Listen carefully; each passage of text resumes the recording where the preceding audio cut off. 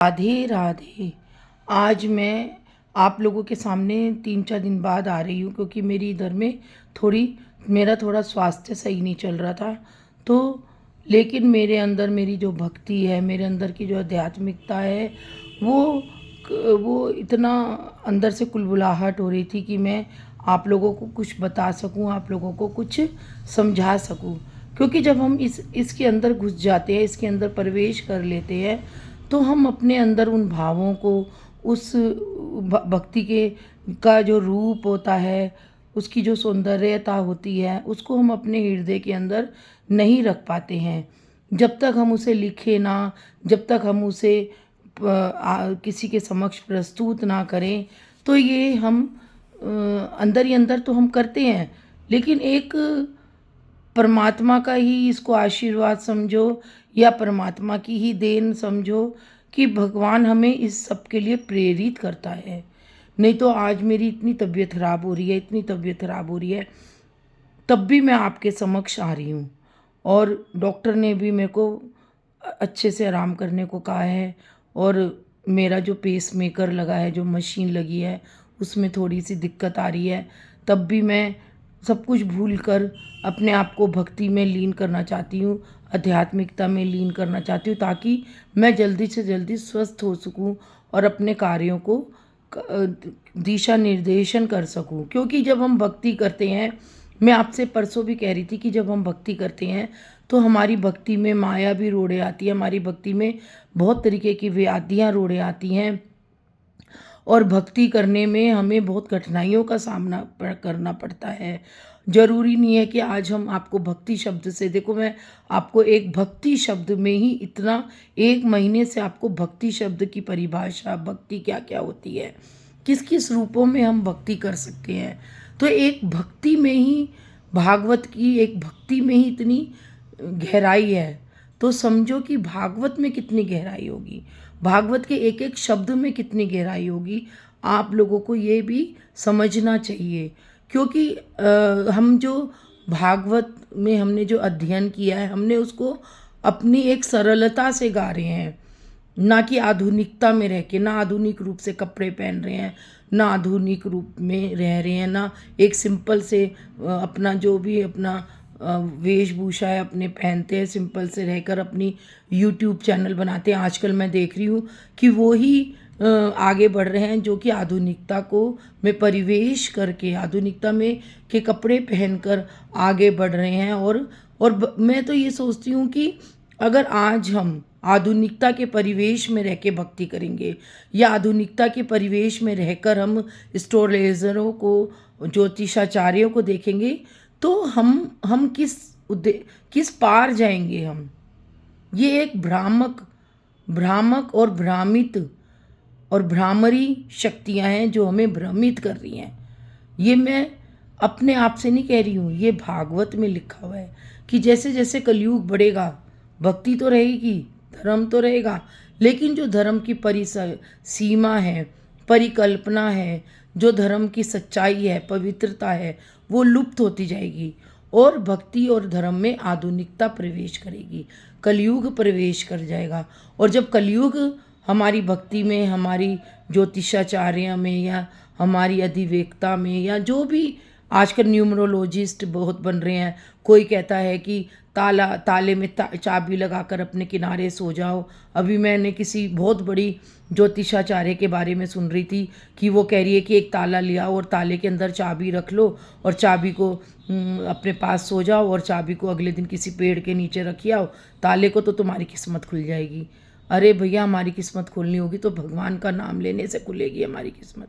हमारी किस्मत हम अपने कर्मों के अनुसार लिख के लाते हैं, ना कि उस ताले के अनुसार। लोगों को ये कहा जा रहा है कि माचिस चढ़ाओ तो हनुमान जी खुश हो जाएंगे। मैं जिस मंदिर में प्रसाद चढ़ाने जाती हूँ तो मैं आजकल देखती हूँ कि इतनी माचिसों का ढेर लग जाता है मंदिरों में, हनुमान जी के मंदिरों में। मैं तो बचपन से ही मरघट वाले बाबा, दिल्ली में जो एक हनुमान जी का मंदिर है, जो दिल्ली में रहने वाले हैं, वो मरघट वाले बाबा से परिचित होंगे। और हम बचपन, हमारा पूरा बचपन मरघट वाले बाबा के चरणों में रहे हैं। हम 3-3, 4-4 घंटे तक मरघट वाले बाबा के चरणों में रहते थे, खेलते थे। लेकिन कभी भी हमने किसी को एक माचिस का एक तिल्ली चढ़ाते हुए नहीं देखा। और आज लोग भगवान के यहाँ तिल्ली क्या, माचिस के बंडल चढ़ा के आ रहे हैं।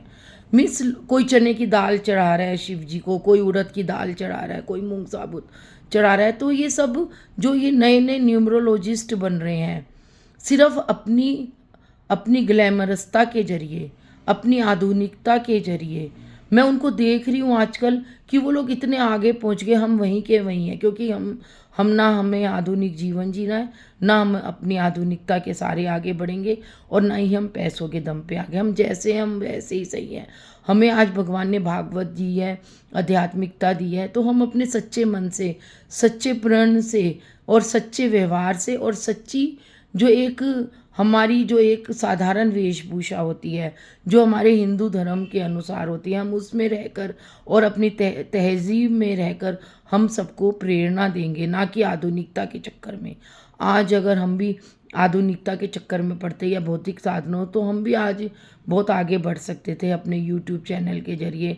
आज मेरे को 5 साल हो गए अपना यूट्यूब चैनल बनाते हुए, लेकिन आज तक मैंने किसी से नहीं कहा कि मेरा यूट्यूब चैनल सब्सक्राइब करो या मेरा यूट्यूब चैनल को लाइक करो या वो करो, क्योंकि मुझे ज़रूरत ही नहीं है। मैं परमात्मा का प्रचार प्रसार कर रही हूँ, उसका नाम का प्रचार प्रसार कर रही हूँ।